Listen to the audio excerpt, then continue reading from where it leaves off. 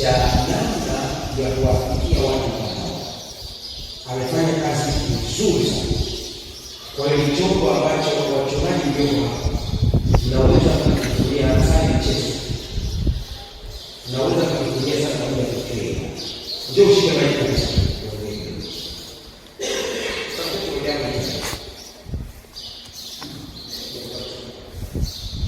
Ila kwa kweli kile ambacho nataka nizungumze ni kukazia kwa swala hili la uinjilisti mtandaoni.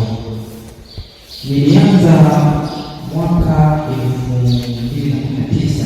Mtu wa kwanza nilikutana naye Facebook, akabatizwa katika Dodoma event, anaitwa Jerry Juma.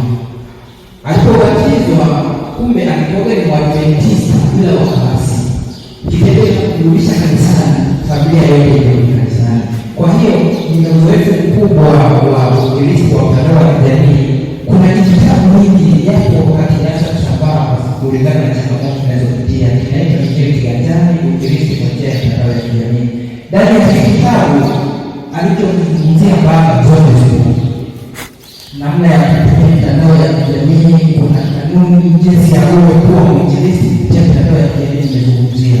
Kwa hiyo tunapokutana kama wajumbe wa Mungu lazima tupeane namna ya kufikia.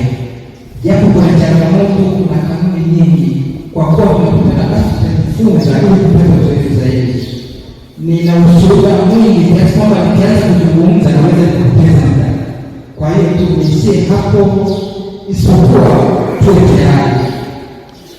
Kuna watu huwa wanapinga masuala kama haya, lakini najisikia vizuri leo kusimama mchungaji kama ambaye anasapoti hili.